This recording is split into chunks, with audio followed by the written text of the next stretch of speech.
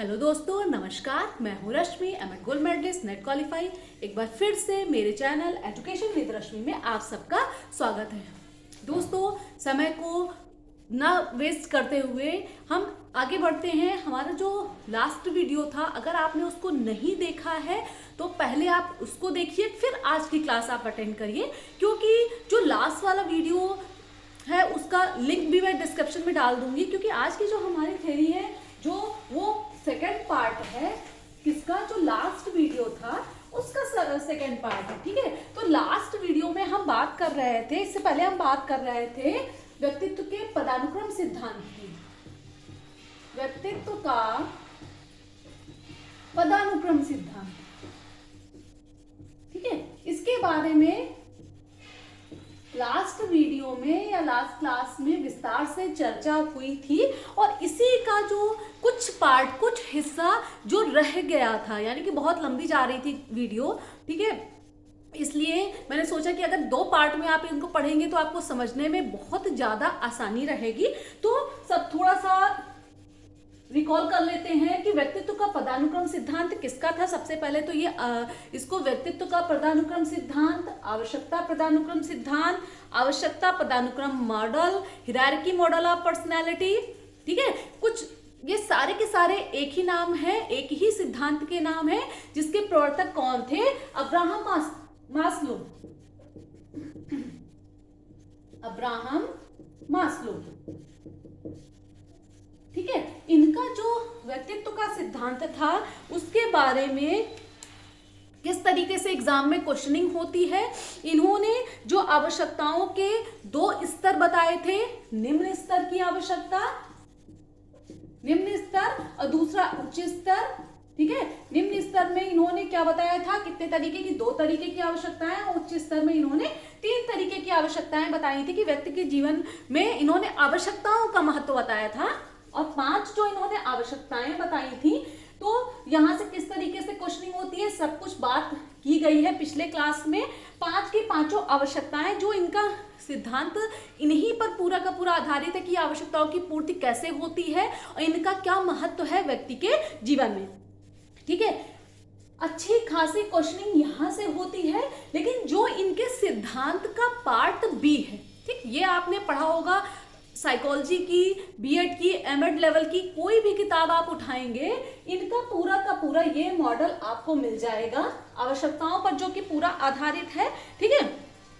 और अब हम बात आज की करेंगे इसके सेकंड पार्ट की। ये तो इन्होंने जो 5 आवश्यकताएं थी या 5 मांग थी इनके सिद्धांत की, इनको मूल मांगे कहा था, ठीक है, मूल मांग या फिर बेसिक नीड्स कहा था, ठीक। इन पर चर्चा हो चुकी है। अब हम आगे बढ़ेंगे।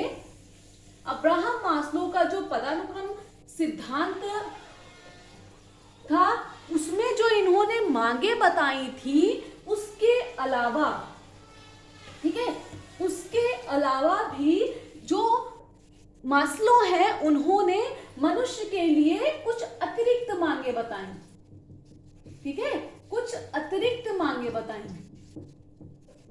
अच्छा, इसको यहाँ पर पढ़ाने का क्या मतलब है? मेन जो इनका सिद्धांत था वो तो आप पूरा का पूरा पढ़ चुके हैं और वहां से क्वेश्चनिंग होती है। लेकिन अब जो एग्जाम हो रहे हैं एजुकेशन से रिलेटेड, ठीक है, उन एग्जाम में ये जो मांगे हैं इनकी, एक मिनट,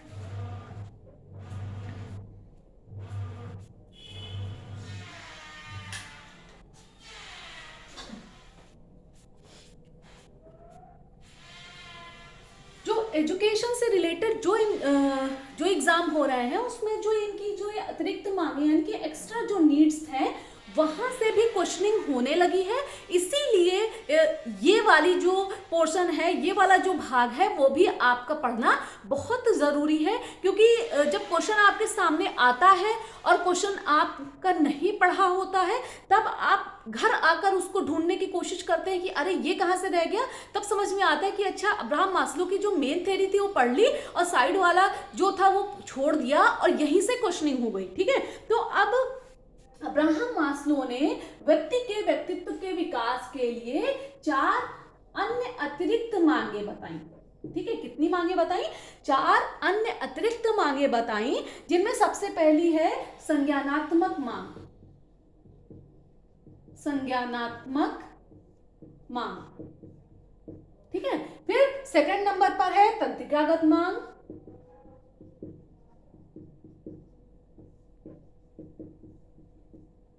थर्ड नंबर पे न्यूनता अभिप्रेरक।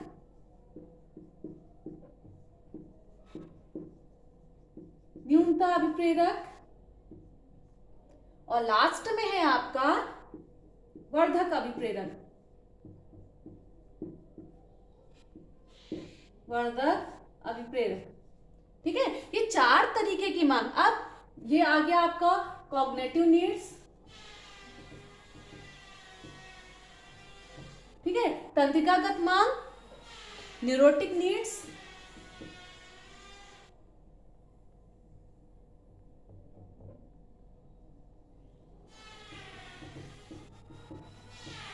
ठीक है।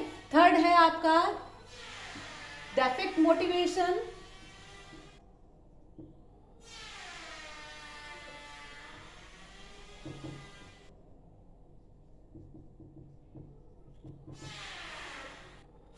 और लास्ट में है आपका ग्रोथ मोटिवेशन।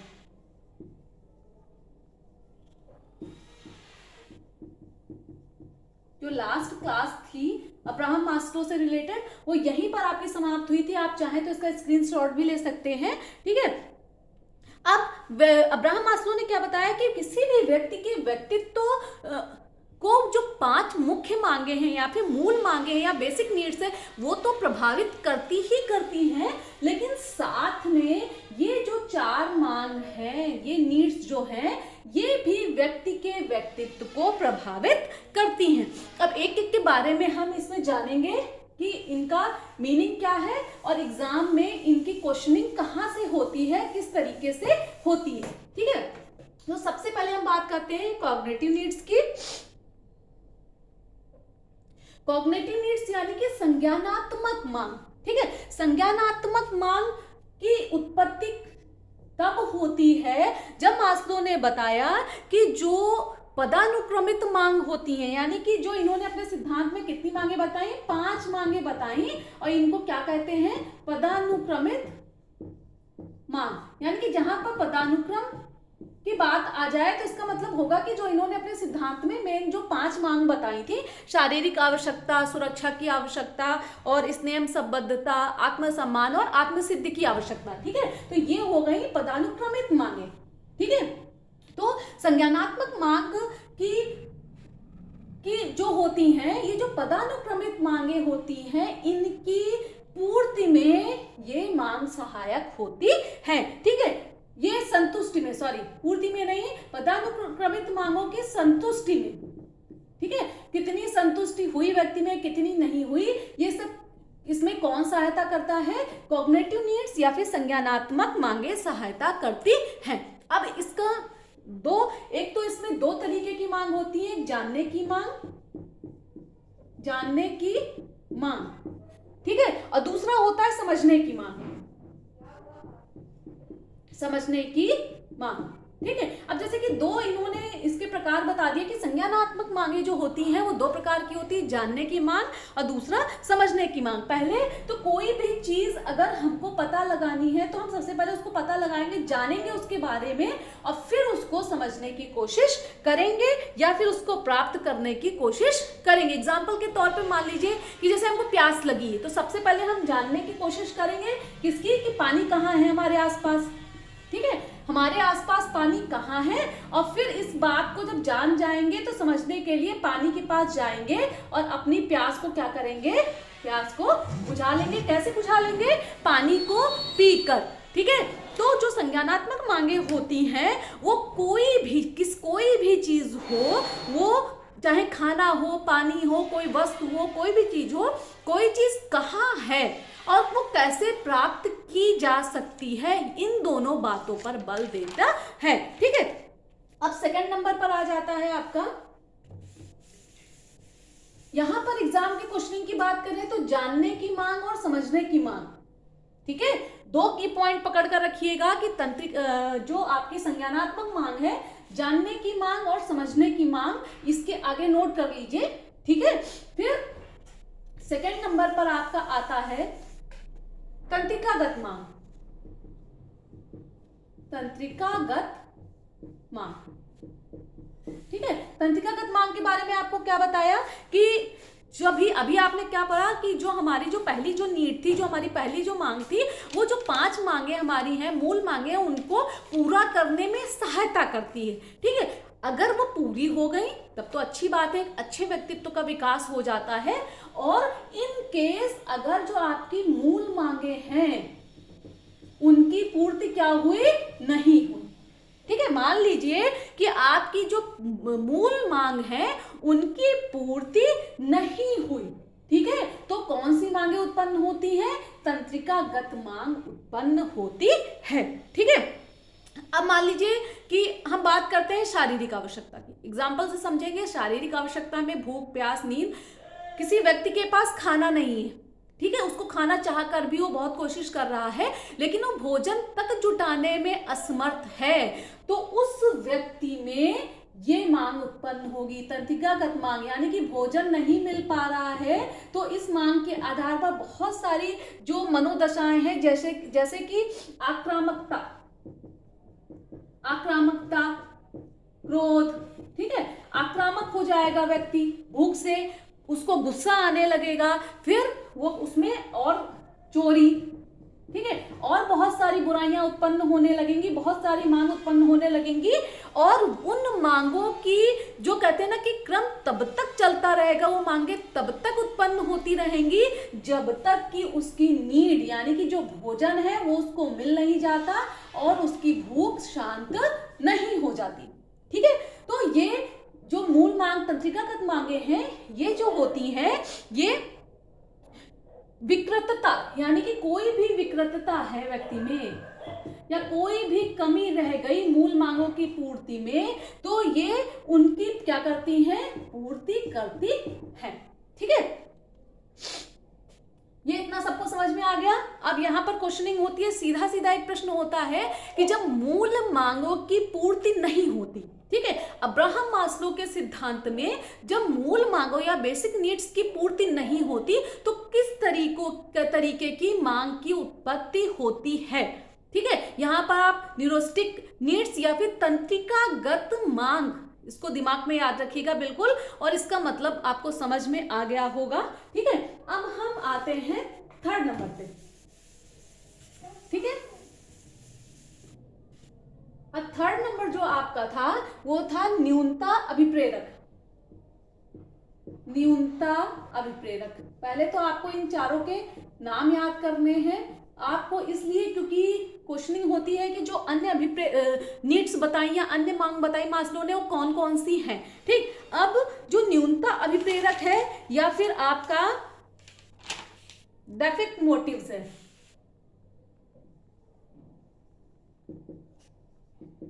मोटिवेशन, ठीक है।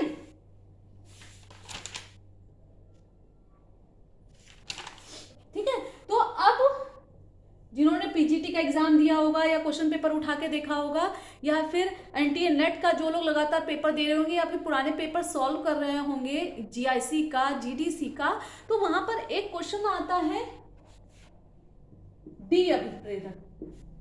कभी कभी एग्जाम में दे देते हैं डी अभिप्रेरक और कभी कभी दे देते हैं डी मोटिवेशन। डी मोटिवेशन, ठीक है, दोनों से क्वेश्चनिंग हो जाती है, हिंदी में भी पूछ लेते हैं, इंग्लिश में भी पूछ लेते हैं।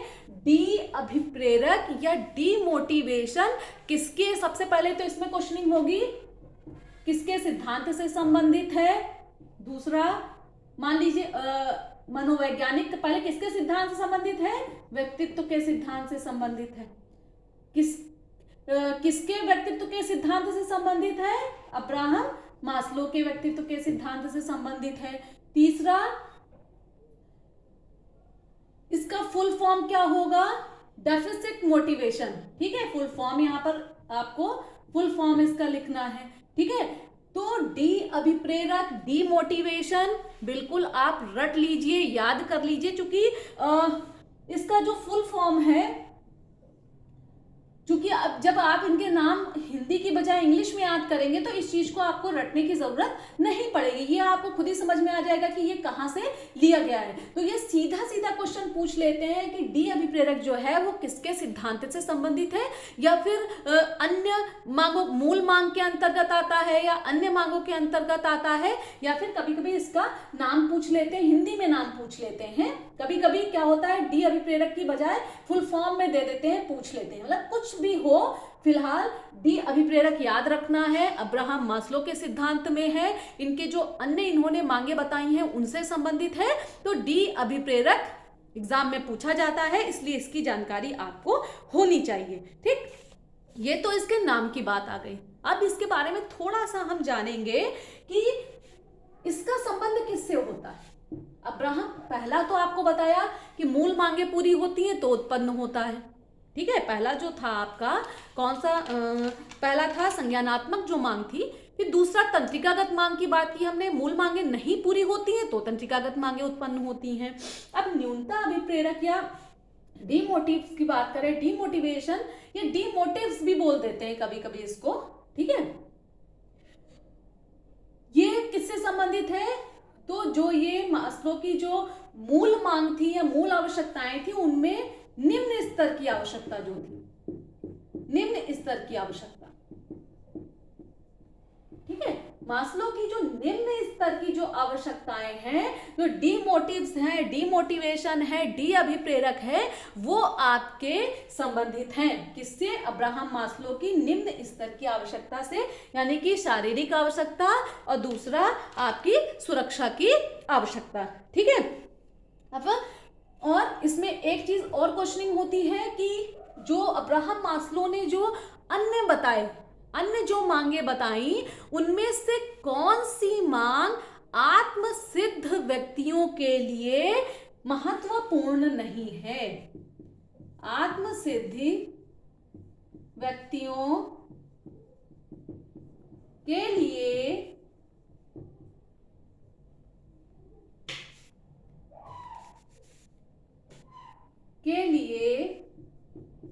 महत्वपूर्ण नहीं है। ठीक है, इसको नोट कर लीजिए कि जो डीमोटिव्स होते हैं या डीमोटिवेशन होता है, न्यूनता अभिप्रेरक होता है, डी अभिप्रेरक होता है, ये केवल निम्न स्तर की आवश्यकता से संबंधित होता है और आत्मसिद्ध प्राप्त करने वाले व्यक्तियों से इनका कोई भी लेना देना नहीं होता है। ठीक है, फिर इनका काम, इनका जो जो इस तरीके की जो अभिप्रेरक होते हैं, इनका काम क्या होता है कि जस्ट पीछे वाले पॉइंट पर हम बात करेंगे तंत्रिकागत मांग। ठीक है, तंत्रिकागत मांग यानी कि मूल मांगे नहीं पूरी हुई, व्यक्ति में हीन भावना का जन्म हो गया, यानी कि फिर वो उसको सही गलत कुछ समझ में नहीं आता है, वो सिर्फ और सिर्फ अपनी इच्छा यानी अपनी मांग या अपनी आवश्यकता की पूर्ति करना चाहता है। ठीक है, अब उस समय जो उसके मन में जो हीन भावना उत्पन्न हुई, उस हीन भावना को, उसी हीन भावना को दूर करने का काम कौन करता है, न्यूनता अभिप्रेरक करता है। ठीक है, उसी हीन भावना को दूर करने का काम ही डीमोटिव्स या डीमोटिवेशन करता है। ठीक है, इतना कॉन्सेप्ट समझ में आ गया, स्क्रीनशॉट लेना चाहें तो आप ले लीजिए। ठीक है, वैसे जो भी मैं बोलती हूं, ठीक है, यहाँ पर जो भी बताती चलती हूँ, अगर आप उसको नोट्स में पॉइंट टू पॉइंट लिखते चलेंगे तो वो आपके लिए ज़्यादा फायदा होगा। और बाकी वीडियो तो आप 1 बार 2 बार 3 बार 4 बार जितनी बार चाहें देख सकते हैं, और उसको लाइक करना बिल्कुल मत भूलिएगा और ज़्यादा से ज़्यादा लोगों तक शेयर जरूर करिएगा। ठीक है, आगे हम बढ़ते हैं इसके 4th पॉइंट पर। तो इसमें किस तरीके की क्वेश्चनिंग हो सकती है वो सब क्लियर कर दिया है मैंने। अब हम 4th नंबर पर आएंगे। 4th नंबर आपका है वर्धक अभिप्रेरक। वर्धक अभिप्रेरक यानी कि ग्रोथ मोटिवेशन।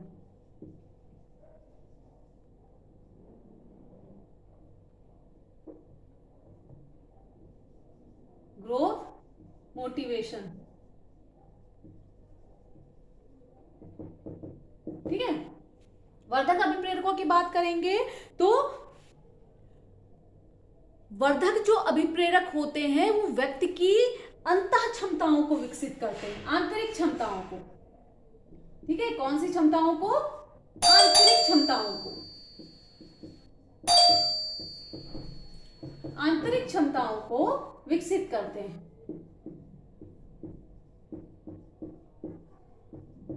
ठीक है, ग्रोथ मोटिवेशन जो होता है व्यक्ति की आंतरिक क्षमताओं को विकसित करते हैं। लास्ट आपने पढ़ा था उनका संबंध किससे होता है? निम्न स्तरीय मांगों से होता है, और इनका संबंध होता है उच्च स्तरीय मांगों से।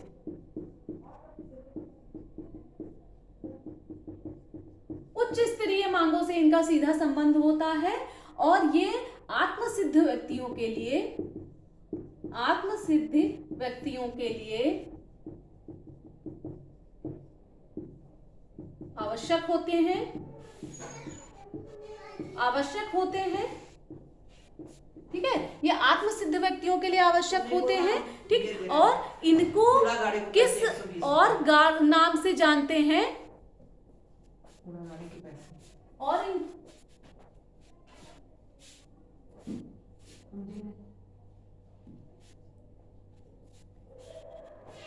और इनको किस नाम से जानते हैं?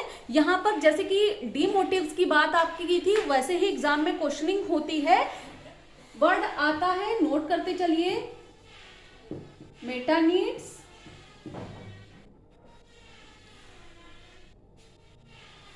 बीइंग मोटिव्स,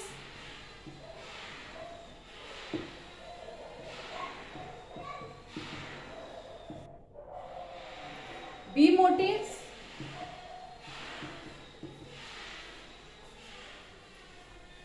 सत्व अभिप्रेरक, सत्व अभिप्रेरक। ठीक है, तो ये बात हो गई किसके बारे में? वर्धक अभिप्रेरक के बारे में, या फिर ग्रोथ मोटिवेशन के बारे में बात हो गई। ठीक, तो हमने क्या बताया? इस पे बात हुई कि वर्धक अभिप्रेरक, ग्रोथ मोटिवेशन, और ये अतिरिक्त मांगों में सबसे लास्ट में होते हैं, और ये व्यक्ति की किसको विकसित करते हैं? आंतरिक क्षमताओं को विकसित करते हैं। कीवर्ड पकड़ कर चलिए, यहाँ पर आंतरिक क्षमता आपके नोट्स में लिखा होना चाहिए। ठीक है, आंतरिक क्षमताओं को विकसित करते हैं। इनका सीधा सीधा संबंध जो मूल मांगे थी या मूल आवश्यकताएं थी मास्लो की, उनमें उच्च स्तरीय मांगों से संबंधित होते हैं। ये आत्मसिद्ध व्यक्तियों के लिए उपयोगी होते हैं। ये आत्मसिद्ध व्यक्तियों के लिए उपयोगी होते हैं। ठीक है, और जो एग्जाम में क्वेश्चनिंग होती है डीमोटिवेशन, वैसे ही meta needs, being motives, B motivation, सत्व अभिप्रेरक, ये नाम एग्जाम में पूछा जाता है कि ये वर्ड है जो ये किसके सिद्धांत से संबंधित हैं। ठीक है, तो ये बिल्कुल रट लीजिए आप। मेटा नीड्स, सत्व अभिप्रेरक, बीइंग मोटिव्स, बी मोटिव्स, ये सब अब्राहम मास्लो के सिद्धांत से संबंधित हैं, और ये सब किसके अंतर्गत आते हैं? वर्धक अभिप्रेरक के अंतर्गत आते हैं। ठीक है, मेटा मांग यानी कि इन्होंने क्या बताया कि आत्मसिद्ध व्यक्तियों के लिए आवश्यक होते हैं। अभी आत्मसिद्ध व्यक्तियों में ज्यादा ये पाए जाते हैं। ठीक है, आवश्यकता क्या? आप पा लीजिए कि क्रियाशील रहते हैं। अब जैसे कि सच्चाई है, ठीक है, पूर्णता है, न्याय है, ठीक, इस तरीके की मांगे, यानी कि व्यक्ति बिल्कुल सामान्य, कहते हैं ना कि ऊपर उठ जाता है, एक लेवल, एक स्तर से ऊपर उठ जाता है। आप बहुत सारी फिल्में देखते होंगे, ठीक है, उसमें क्या कि अगर घर परिवार का कोई सदस्य भी कुछ गलत करता है, व्यक्ति के कुछ गलत करता है, लेकिन अगर जो न्याय करने वाला व्यक्ति है वो क्या करता है, हीरो क्या करता है कि वो अपने परिवार के सदस्य को भी क्या करता है, दंड देता है। ठीक है, ये स्थिति, यानी कि हम हर हालत में सत्य के मार्ग पर चलेंगे, उसमें चाहे हमारे अपने भी अगर कुछ गलत करते हैं तो उनको भी अपराधी घोषित किया जाएगा, उनको भी अपराध मिलेगा। प्रत्येक परिस्थिति में हम सच बोलेंगे, न्याय का साथ देंगे। ठीक है, ये सारी जो मांगे होती हैं यही आपकी मेटा नीड्स कहलाती हैं, कि जिन पर हमारे अपने पर्सनल चीजों का, व्यक्तिगत जीवन का कोई भी प्रभाव नहीं पड़ता है। परिस्थिति चाहे हमारे पक्ष में हो या फिर विपक्ष में हो, हम हमेशा न्याय की बात करेंगे, सत्य की बात करेंगे, सही की बात करेंगे, चाहे जितना उसमें विरोध हो जाए। ठीक है, तो ये जो मेटा नीड्स जो हैं, इनका कोई निर्धारित क्रम नहीं होता। कभी कभी ये होता है, मान लीजिए इसी में से 3-4 चीजें पूछ दी कि कौन सी वर्धक अभिप्रेरकों में सम्मिलित हैं और कौन से नहीं सम्मिलित हैं। ठीक है, अब इसमें इन्होंने बता दिया कि मेटा नीड्स का कोई निर्धारित, मेटा नीड्स का क्रम होता है। अब आप कंफ्यूज हैं कि क्रम होता है कि नहीं होता, इनका कोई भी क्रम नहीं होता है। ठीक है, तो ये थी बात जो इनकी 4 अतिरिक्त मांगे हैं। और D motives, B motives, meta needs, basic needs, इन सब से एग्जाम में अच्छी खासी क्वेश्चनिंग होती है। ठीक है, तो इसलिए आपको बहुत अच्छे से ये पोर्शन भी तैयार करना है एग्जाम के लिए, ताकि आपका कोई भी क्वेश्चन अब्राहम मास्लो से संबंधित गलत ना हो। और कोशिश की है मैंने कि अब्राहम मास्लो पूरा का पूरा बहुत अच्छे से एक्सप्लेन कर पाई हूँ आपके सामने। अगर आपको लगता है कि ये वीडियो आपके लिए कहीं ना कहीं फायदेमंद होने वाला है तो इसको लाइक जरूर करिएगा। ठीक है, और बाकी अगर बात करते हैं अब्राहम मास्लो के सिद्धांत की कुछ विशेषताओं की, तो सबसे पहले तो ये आशावादी व्यक्तित्व के का इन्होंने एक्सप्लेनेशन किया है। मानवतावादी में थे, जो मनोवैज्ञानिक थे मानवतावादी थे। ठीक है, फिर इन्होंने सामाजिक व्यक्तिगत परिस्थितियों में व्यवहार की व्याख्या की है और अंतः शक्तियों को समझने, यानी कि इन्होंने आत्मसिद्ध व्यक्ति की बात की है। और ये जो आंतरिक क्षमताएं हैं यही अंतः शक्तियां हैं। ठीक है, जो व्यक्ति अंदर से महसूस करता है, व्यक्ति के अंदर से उत्पन्न होती हैं, उनको समझने और समझाने की कोशिश अपने सिद्धांत में की। अब इनके सिद्धांत वही है ना कि आप चाहे जितना अच्छा काम करें, लोग उसमें भी कमियां ढूंढ लेते हैं। तो इनके सिद्धांत में जो इन्होंने मूल मांगे 5 बताई थी, उच्च स्तरीय, निम्न स्तरीय, उच्च स्तरीय मांगे, उनका जो क्रम इन्होंने निर्धारित किया उस पर कुछ आलोचनाएं आई। ठीक है, और बाद में आलोचनाओं के बाद में जो मांग का सिद्धांत था, उसमें जो हेनरी ए मुर्रे नामक जो मनोवैज्ञानिक थे, नाम आपने सुना होगा, मुर्रे का जो मांग का सिद्धांत था, उन्होंने अपने विचार मांग के बारे में, नीड्स के बारे में प्रस्तुत किए, जिस पर हम आगे बात करेंगे। उससे भी एग्जाम में क्वेश्चनिंग होती है। और आज के लिए बस इतना ही। वीडियो को ज़्यादा से ज़्यादा लोगों तक शेयर करिए, कमेंट करिए, लाइक करिए। आज के लिए बस इतना ही। धन्यवाद।